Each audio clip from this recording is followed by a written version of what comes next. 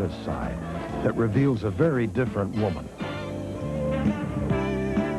Her name was Marilyn Monroe, and her life was the stuff of legend.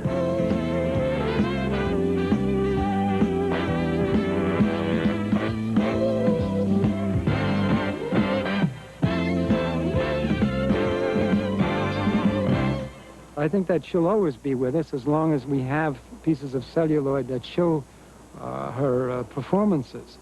And I think that, too, that she's embodied a spirit that was quite marvelous. In fact, she is the only one that 20-some-odd years after her death still sells books, magazines. So obviously, it indicates that there was something unique and special about her. What makes Marilyn Monroe? Why is she still a live member of our talk all the time?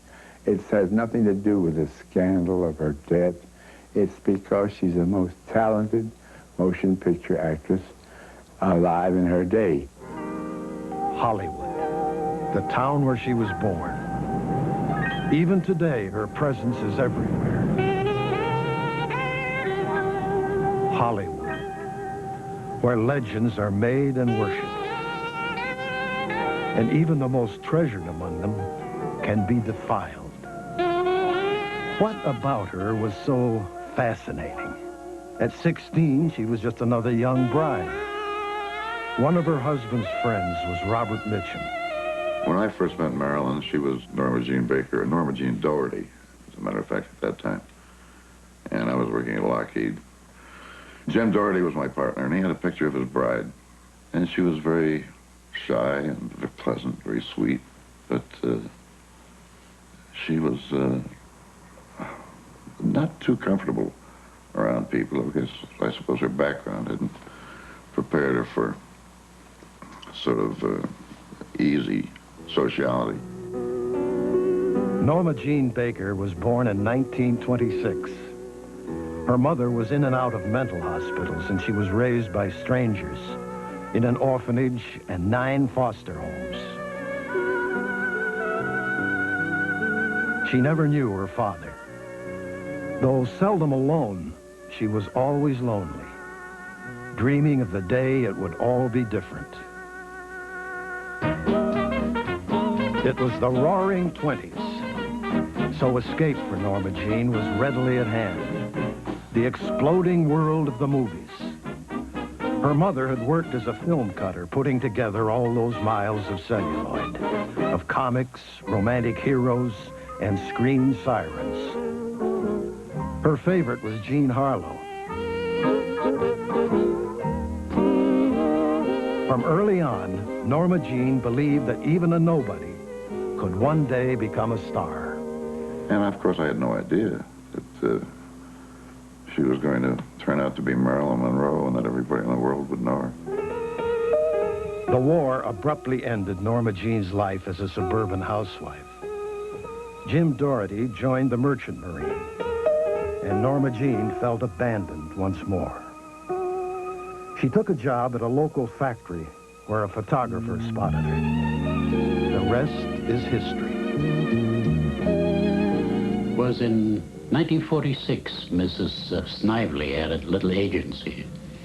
She called and she said, I have a girl, and I think she might be interesting. So I said, send her over. So a girl came in, nice, but nothing great. So I made some tests of her. From that time on, I used her for years. She had one bad front tooth, which I had fixed at my expense. Her hair was kinky, which someone else fixed. But she was a very good model. I had her on easily 100 magazine covers. Her face and figure was well known long before she became Marilyn Monroe. She was convinced that she was not terribly pretty or sexy, really, you know. And as a matter of fact, she didn't have an aura of sexiness about her. In Hollywood, prerequisite was to be pretty and have a great body, as Marilyn did. There were all kinds of photographers in this town ready to shoot you in your bikini, put you on the cover of magazines, which always turned out to be not the kind of magazines you wanted your mother to read. And finally, if you made the grade and you got signed to be a contract player at one of the studios, that was heaven. They hired you if you made a lot of publicity. They were really looking at what was highly saleable. Norma Jean's contract with 20th Century Fox came in 1947 after her divorce from Jim Doherty. Part of her new packaging was a change of name, Marilyn Monroe. When we were both very young and struggling, we used to sit in Schwab's drugstore and fantasize about the future. And both of us, along with having glorious careers and Oscars, of course, wanted the perfect husband with perfect children. Marilyn got her first role in Scudda-Hoo, Scudda-Hay. The studio pronounced her unphotogenic and cut out all recognizable shots of her.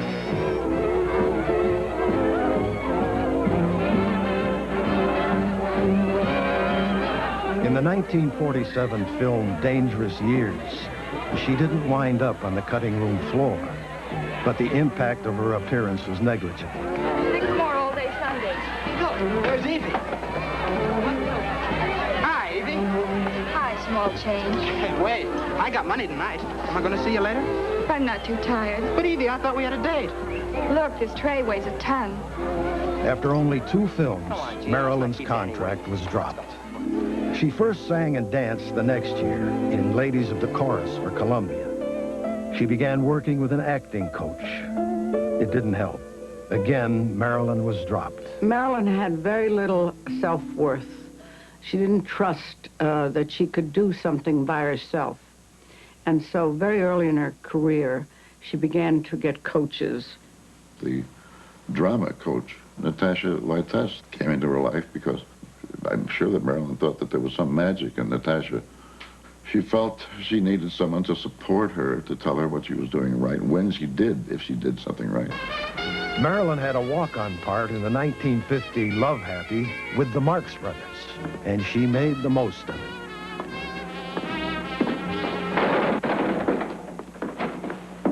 Is there anything I can do for you? What a ridiculous statement.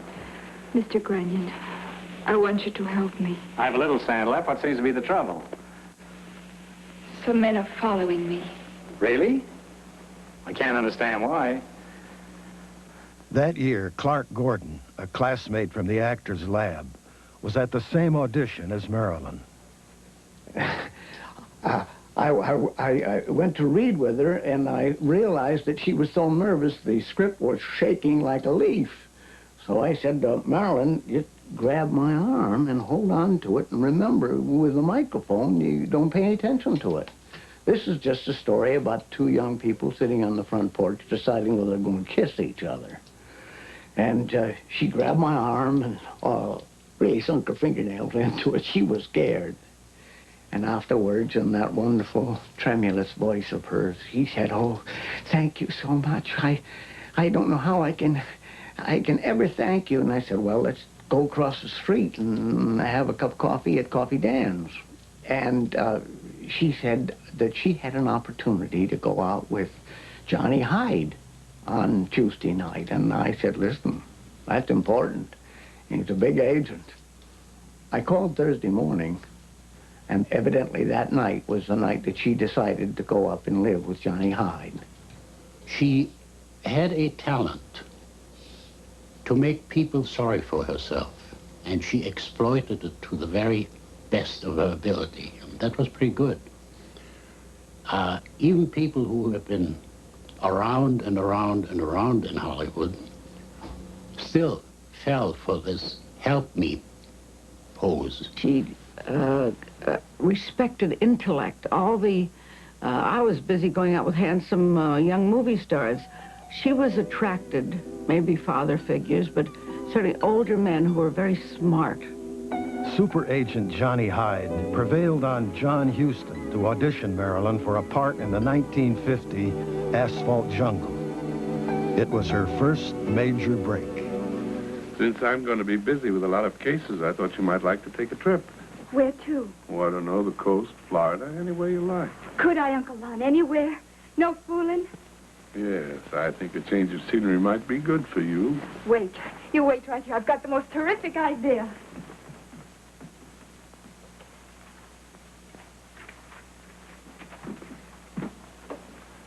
Oh, Cuba, yeah, that's not a bad idea. Imagine me on this beach here in my green bathing suit. Yikes. I almost bought a white one the other day, but it wasn't quite extreme enough. I mean, don't get me wrong. If I really went in for the extreme, I would have bought a French one. Run for your lives, girls. A fleet sense. Oh, Uncle Lon, am I excited? Yikes! We were blonde Hollywood babies, but it wasn't sad when we began to get good roles. It was the most glorious and wonderful thing. We had fun, and all this stuff about being doomed and having a miserable life is totally untrue. It was exciting and wonderful, and she got a used black Cadillac and drove people around, and I had a new white Cadillac that Paramount got from me wholesale, $2,500 with everything on it. And we really had fun. At one point, we used to pick up our unemployment checks and go to the racetrack and bet $2. Bet about $6 all day long. Encouraged by Johnny Hyde, Marilyn eagerly pursued publicity. She would be voted Miss Cheesecake of 1951. I first met Marilyn on the set of All About Eve, where we were all at Margot's. Fasten your seatbelts. It's going to be a bumpy night. I was very irritated at her, I must say, almost right away, because she kept us waiting almost an hour. And when she did arrive, she looked like this dear little sort of duckling of a girl with blonde hair and pretty figure and unawareness, really, of the demands that were made upon most of us all the time, to be on time, to know our lines, to be ready when we were called. So, but she seemed to be blithely unaware of this. And then she proceeded to, I remember the line about somebody saying she called the waiter at the party, and I believe George Sanders said, And that isn't a waiter, my dear, that's a butler. Well, I can't yell, "Oh, butler," can I? Maybe somebody's name is Butler. It was interesting because she did it right. But I wondered whether she was playing herself or whether she knew how funny she was. You have a point. An idiotic one, but a point. I don't want to make trouble. All I want is a drink. Leave it to me.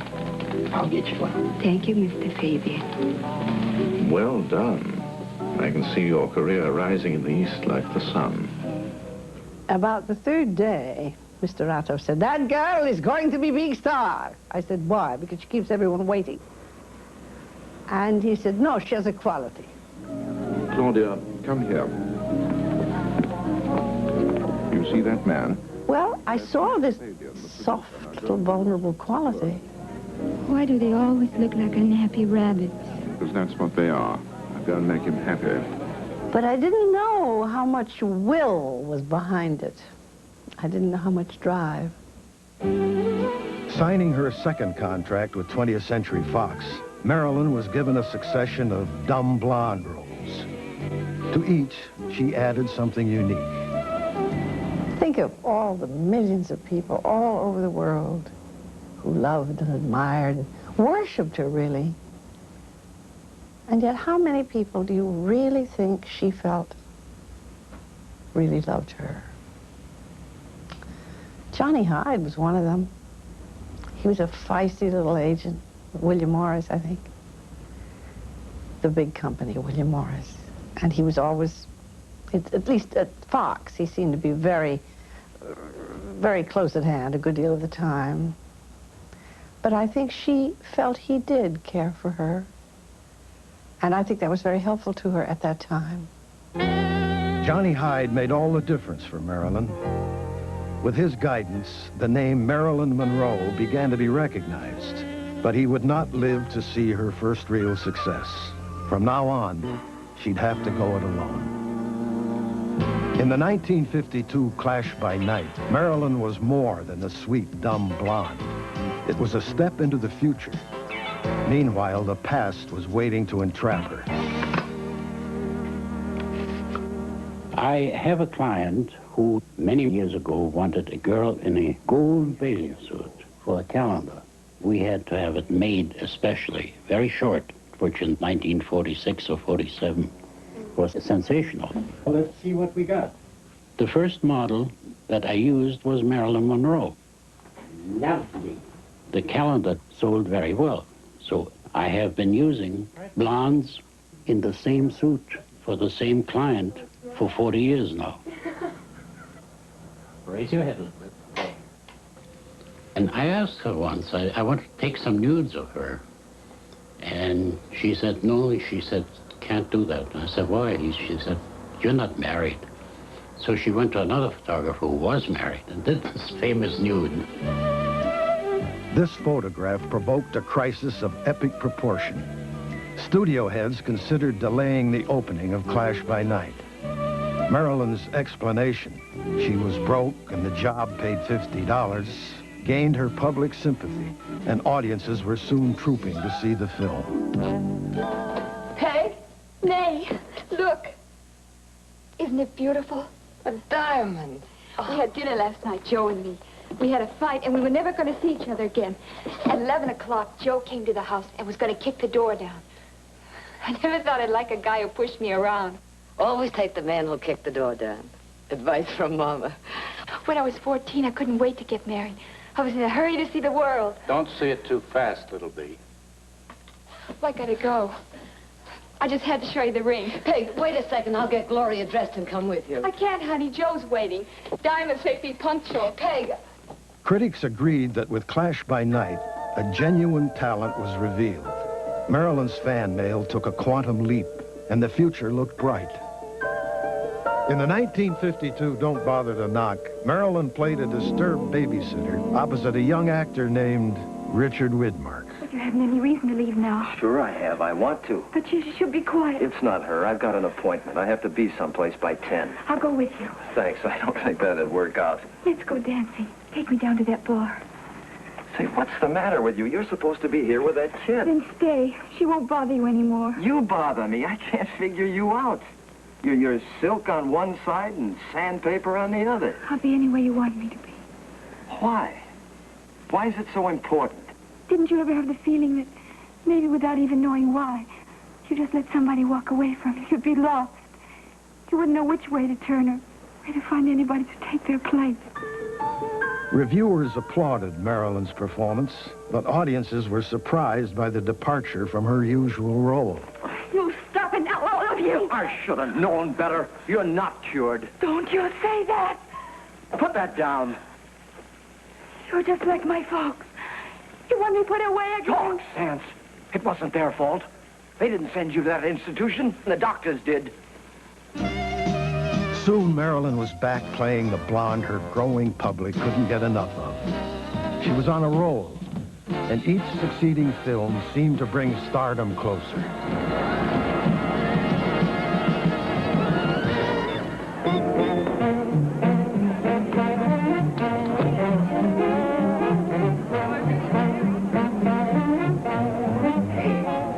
Get out the fire hose. In 1953, with Niagara, she was almost there.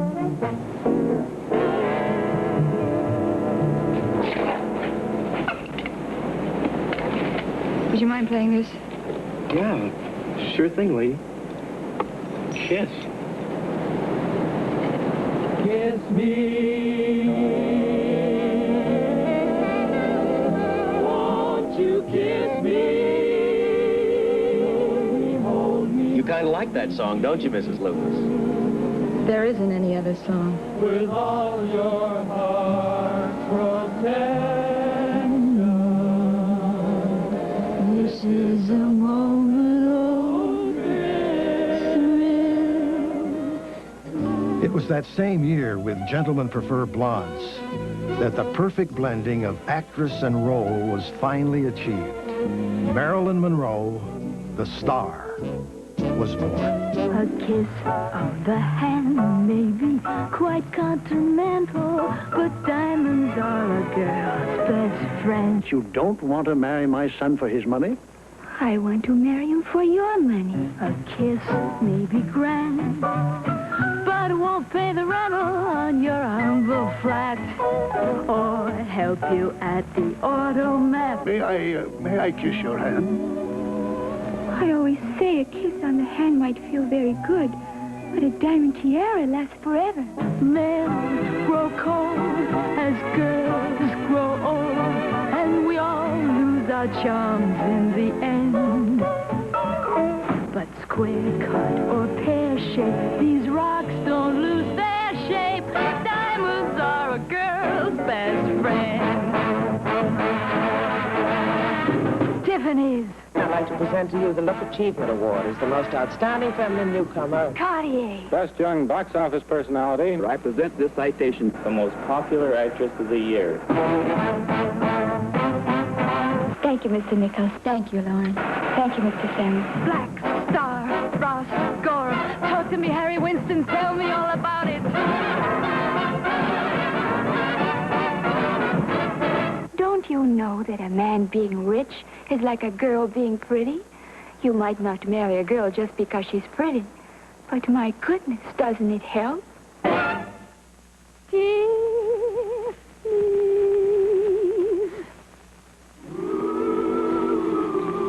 She thought that this whole lark of being a sex goddess or a glamour queen was just that. You know, she would play it if that's what they wanted. And as a matter of fact, she burlesqued it, really, because she thought the whole thing was very, very funny.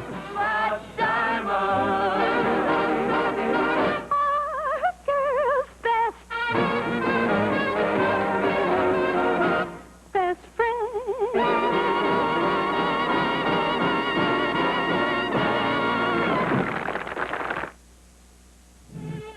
In River of No Return, Marilyn was cast opposite an old friend, Robert Mitchum. You never return to me. At that time, I didn't think she knew too many people who were very friendly to her. Growing up in an atmosphere of agents, directors, and journalists, she seemed like a lost child. The whole thing, to her, I mean, her position in this atmosphere was like Alice in Wonderland. The whole thing was through the looking glass, and she could not believe that anybody was really very serious about her. Marilyn's long-anticipated marriage to Joe DiMaggio in 1954 linked the Prince of Sport and the Princess of Movies in a union that seemed perfect. When a well-known honeymoon couple arrives at Tokyo Airport, a throng of 4,000 baseball and movie fans surge out of control. The near riot of the baseball-loving Japanese was for Marilyn rather than for their longtime hero. But their troubles aren't over, and next day comes a press conference where the public was barred, but the photographers and reporters more than made up for that. I mean, never underestimate the power of you-know-who.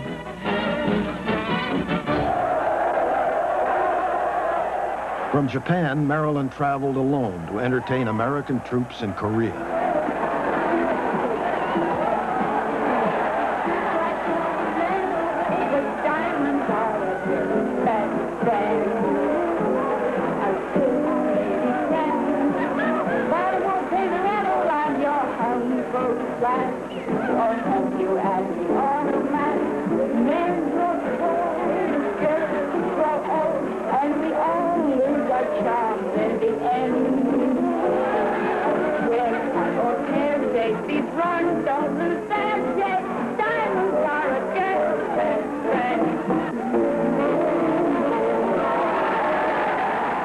Marilyn would later describe this event as unequaled in her lifetime. Never before, she said, had she been showered with so much love. Marilyn, at her very, very height, had achieved what every other actress in town would have given their eye teeth and everything else for. She had achieved that. There was no one, and Marilyn didn't even recognize it, because truly highly recognized actresses wanted to talk to Marilyn, be seen with Marilyn, be photographed with Marilyn, because she was getting that recognition that nobody got like she got. Can we get pictures here? And yet there's so little happiness with that. Why? Because first you want attention, but when you get attention, then you want respect. First, Marilyn was to make the 1955 movie which confirmed for all time her role as the goddess who was all bubbles and sweet innocence.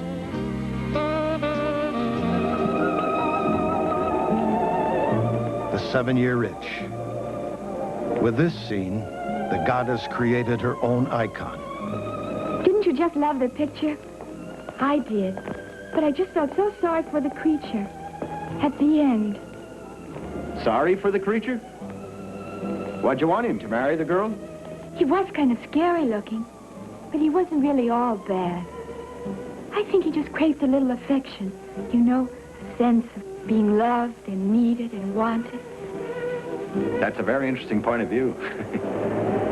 Oh, do you feel the breeze from the subway? Isn't it delicious? Marilyn's marriage to Joe DiMaggio had ended after only 9 months. But her fans were still caught up with the pleasures that her special brand of innocent sexuality could bring. She really felt she didn't have the inner qualifications to fulfill the image of the sex goddess. As a comedian, I think she was very comfortable. But she thought that the whole thing was a lie because it was not her. And so she tried to wrap it up, and she was going to New York, and she went to the actress studio, and she wanted to find some firm ground. Riding a pink elephant, she dazzled New York. But a new, more serious Marilyn was waiting in the wings. Here on 11 acres, Marilyn Monroe. On April 8th, 1955, she was interviewed by Edward R. Murrow at the home of Milton Green, vice president of the newly formed Marilyn Monroe Productions. Marilyn, tell me, what's the basic reason for this corporation? Primarily to contribute to help making good pictures. Well, would it be fair to say that you got rather tired of playing the same kind of roles all the time and wanted to try something different? It's not that I object to doing musicals or comedies. In fact, I rather enjoy it. But I would like to do also dramatic parts, too. Mm-hmm. Guess that covers it. Well, Marilyn, now that you're a New Yorker, how do you like this city anyway? Oh, I love it. Everyone's very friendly, and it's a very optimistic, friendly city. Well, are you always recognized wherever you go in New York? Not really. I can put on a no polo coat and no makeup and get along pretty well.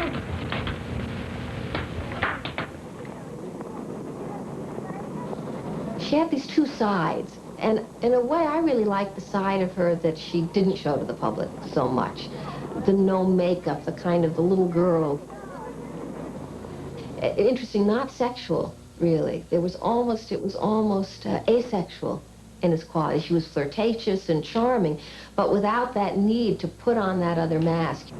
You see, in Hollywood, she always felt she had to be a star on and off, which meant playing almost two parts. The part of the star off the screen, and then the part that she was also playing on. That's very wearing. John Springer was Marilyn's publicist for many years. I was completely involved through the actor's studio period. She was funny. She was a funny girl. I mean, people treat her like a bubblehead. She wasn't. She was a very smart, witty bright person. Well, Marilyn, speaking of measurements, are they still the same as when you left? Have you gained weight? Have you lost weight? I think I'm about the same. About the same. Yes. Nobody has any complaints. I don't know. Speak up, boys. You're wearing a high-neck dress now. The last time I saw you wear it. Is this a new Marilyn, a new style? No, I'm the same person, but it's a different suit. Lee Strasberg in the Actors Studio stood for people like Marlon Brando and Montgomery Clift and Geraldine Page and Maureen Stapleton, the great, great people. For the first time, Marilyn took her life as an actress seriously because somebody had great faith in her as an actress. That's why the link with my father was so strong, was that he recognized in her that shining flame, which she did have. If you talk to people who saw her at the Actors Studio when she was on stage, you know, in life, she tended to have kind of a small quality. In other words, almost like a little girl quality. So that you wouldn't have imagined that on stage that light would kind of enlarge, but it did. She glowed on stage. And what it took to walk into the Actors Studio, where they were all real hardcore get-down actors, and the language that they used. Seeing what we did there, seeing the courage to explore one's terrors, one's fantasies, I think that's something she was longing to try, and she did. Took a certain kind of real guts that I don't think people give her credit for. There were some surprises, like the revelation that Marilyn was seeing America's most respected playwright, Arthur Miller. And there had been another surprise. They were going to make the Brothers Karamazov into a film, and Marilyn said she wanted to be Grushenka, and she could have played it beautifully. But of course, everybody laughed at the pretension of this woman, this girl, this gentlemen prefer blondes type, saying that she wanted to play great Russian drama. And I think the press began to ridicule her at that point. Do you feel, you said you wanted to grow. Do you feel you have grown? Well, I hardly know how to answer that, since they misinterpret that, meaning I'm not in inches or something. I'm not talking about And she didn't care because she knew what she was. By this point, she knew she was good. She knew she was, and she had never known. She had never been taken seriously. She had never been treated like anything but a kind of a beautiful idiot child. After only a year in New York, Marilyn's determination paid off. She received a new contract and a new power. Marilyn, are you happy to come back and do this picture? Are you pleased with the bus stop? Oh, yes, very much. I'm looking forward to working with Josh Logan and doing the picture, and it's good to be back. Was he your selection as a director? 20th Century Fox selected him, and I have director approval, and they asked if I would approve of him, and definitely you did. So you're very happy. You think you're going to make a very good picture? I hope it will be a good picture. Marilyn Monroe, I said, she can't act, can she? I had only seen her in these funny, flashy movies, where she sort of breathed hard and was very sexy. And Lee Strasberg said, well, she was the best actor outside of Marlon Brando that we had. And I said, she was? So I went back. I said, would you excuse me just a minute?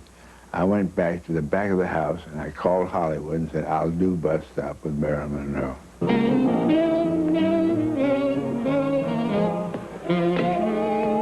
That old black magic has me in its spell. She got all the ideas. She had the accent down perfect. with sort of a hillbilly Southern accent. And she knew how to speak it so easily, she rehearsed it. And when they sent drawings to us for a show costume, she said, I do like that if we can just, make it look real. I suddenly realized that she was a wonderful girl with great, imaginative, funny. She was a comedian. She was any kind of a serious actress that you wanted her to be. And she was not at all dumb. She was brilliant. She was just uneducated. Down my spine. When I first heard that I'd be working with Marilyn Monroe on Bus Stop, my expectations was to be working with a musical comedy actress. Marilyn had learned tremendous dramatic and comedy technique that didn't depend just on her personality, but she could really get into a character and play it with great truth as well as humor. And she was just Sherry, that's all. She was so wonderful. I finally realized that I had a chance of working with the greatest artist I'd ever worked with in my life. And it was Marilyn Monroe. I couldn't believe it. Critics acknowledged Marilyn's Cherie as the finest performance of her career. But Hollywood ignored her achievement, failing even to nominate her for an Academy Award. Everyone is interested in your plans in that big question. Now, can you tell us where and when? It was 1956, and the improbable was about to take place. I'm not going to say where we will be married for just that reason, because I think it's time enough for everybody to know when it happens and leave us with a little bit of peace until it happens. Arthur Miller's parents welcomed her, and Marilyn appeared once more to have found her family. Just days after their marriage, Marilyn and her new husband left for England to begin her company's second production. One day, Milton Green told me that he was going to make a picture of The Prince and the Showgirl, and Laurence Olivier was going to play the Prince and direct, and Marilyn Monroe was going to play opposite him. What do you think of that idea? I said, that's the most exciting combination since black and white. My dear, wouldn't you be more comfortable on the sofa? You could put your feet up there and rest. Oh, no, thank you. I think I'll stay right where I am. Just as you please.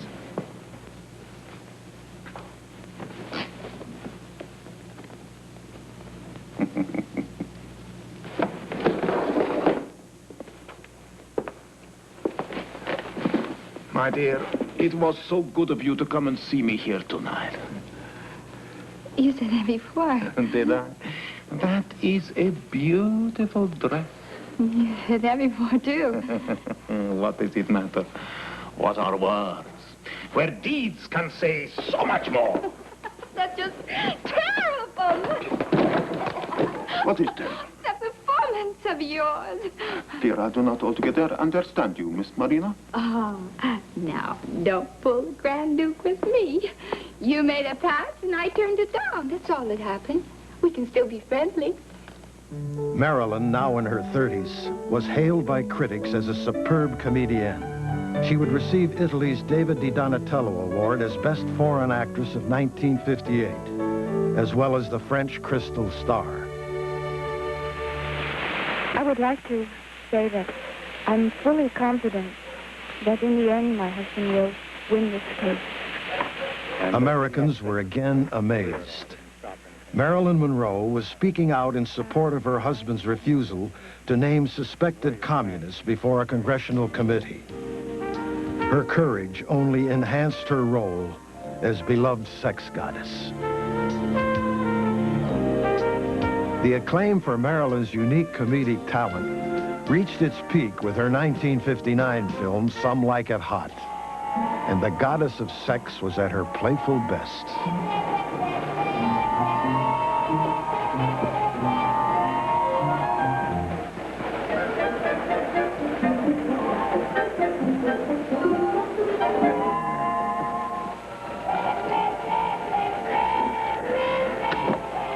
Daphne.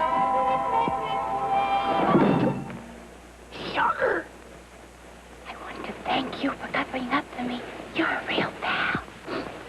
I just thought that us girls should stick together. If it wasn't for you, they would have kicked me off the train. I'd be out in the middle of nowhere, sitting on my ukulele. Oh, it's freezing outside. I mean, when I think about you with your poor ukulele. If there's ever anything I can do for you, I can think of a million things. That's one of them. Marilyn had overwhelming sensuousness, but an innocence with it. It never threatened you. It never said it would harm you. You would only feel good and bigger and better than you would be alone. Marilyn's attempt to have a child ended in repeated disappointment, and the old haunting sense of loneliness returned.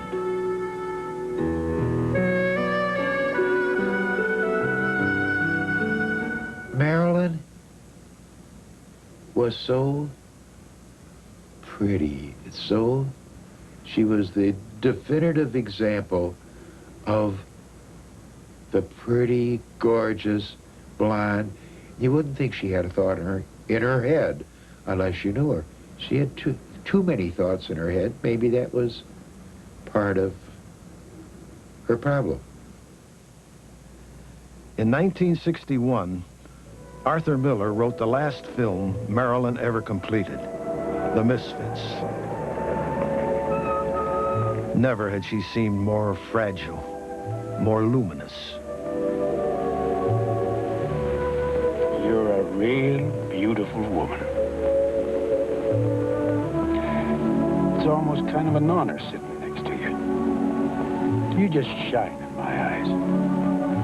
That's my true feeling, Rosalind.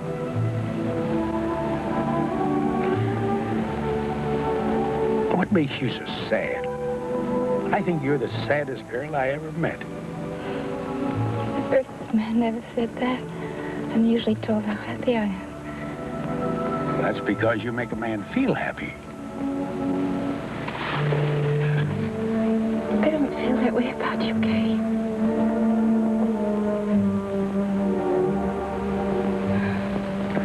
Well, don't get discouraged, girl. You might. Even though her marriage was coming to an end and her precarious health had caused delays in production, Marilyn's performance was acknowledged as one of her most brilliant. Another blow came soon after filming was completed. Clark Gable, her co-star, and the man she had idolized since childhood, died of a massive heart attack. I remember taking her out of the hospital at one point, and all the police couldn't keep that mob of people that were trying to get to her back.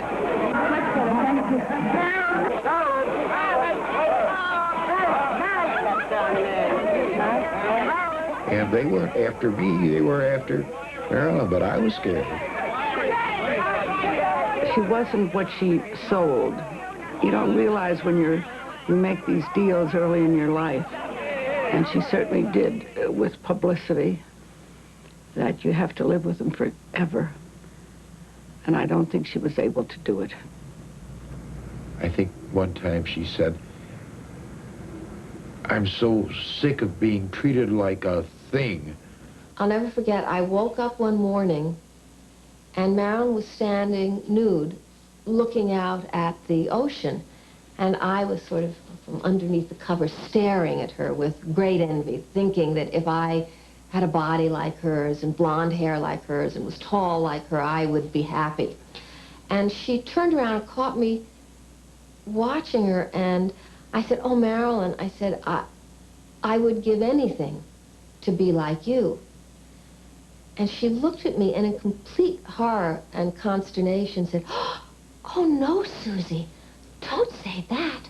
I'd give anything to be like you.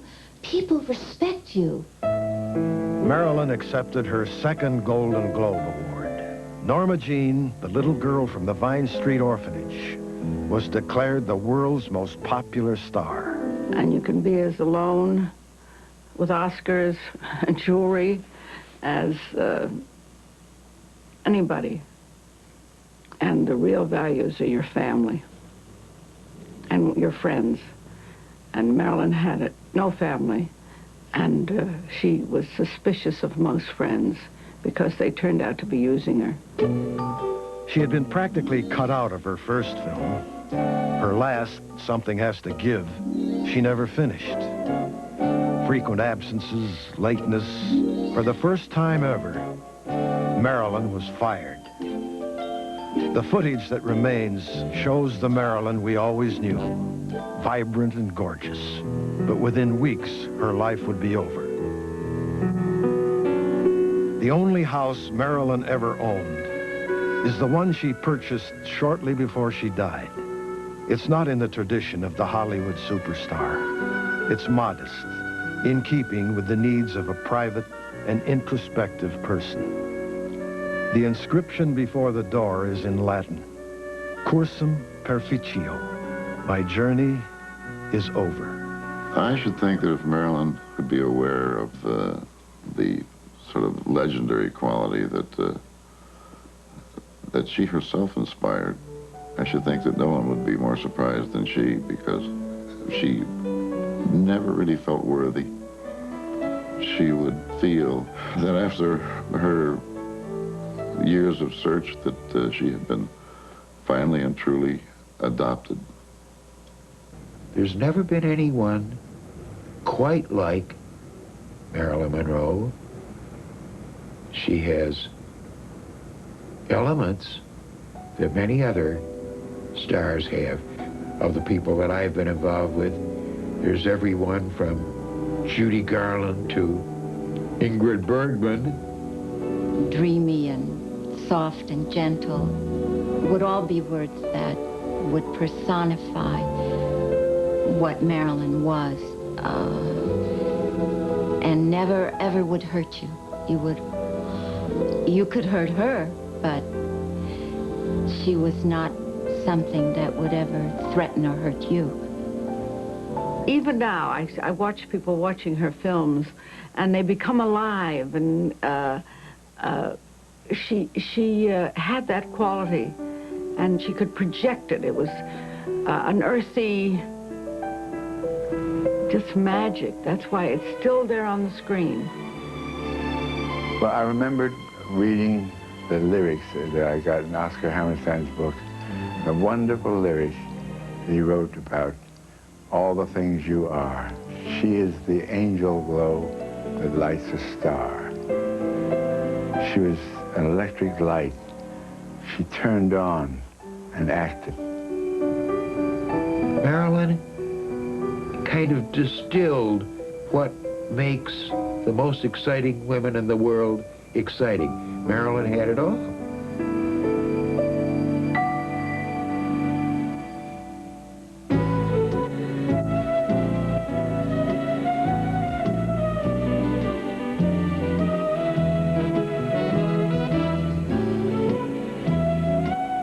Hope you've been enjoying Hollywood Legends.